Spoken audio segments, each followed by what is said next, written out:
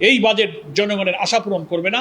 এটা হয়েছে দলীয় কর্মীদের ভাগ্য পরিবর্তনের লুটপাটের একটা বাজেট। ব্যাংকের ঋণ কমিয়ে, বিদেশি ঋণ কমিয়ে নিজস্ব উৎসের উপরে অর্থনীতিকে দাঁড় করবার যে প্রস্তাবনা আমরা দিয়েছিলাম, সরকার সেগুলোকে বাদ দিয়ে একটা উচ্চ অভিলাষী, বিদেশের ঋণের উপরে নির্ভরশীল একটা লুটপাটের বাজেট পেশ করেছেন।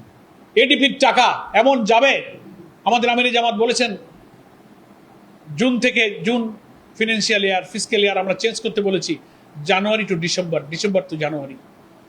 কারণ জুন জুলাইতে বর্ষা মৌসুমে এডিপির টাকা গাদা গাদা যায়। ডিসিআর ইউনোরা, দলীয় কর্মীরা, চাঁদাবাজরা, ঠিকাদাররা লুটপাট করে দলীয় কর্মীদের খাওয়ার কাজে লাগতে লাগে। বিশাল অঙ্কের রাজস্ব তারা আদায় করার জন্য রেখেছে। এনবিআর তা করতে পারবে না, অতীতে তা কখনো পারে না। একটা উচ্চাভিলাষী বাজেট হয়েছে। ফলে জুলাই সনদ বাস্তবায়ন করে প্রশাসন থেকে কর প্রশাসন, দুর্নীতি দমন commission, public service commission, judiciary, এখান থেকে দুর্নীতি না কমালে যে বাজেট হবে, এই বাজেটের টাকা দলীয় কর্মীরা ভাগযোগ করে এতে কোনো হিসাব হবে না।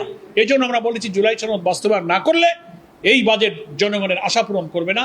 এটা হয়েছে দলীয় কর্মীদের ভাগ্য পরিবর্তনের লুটপাটের একটা বাজেট।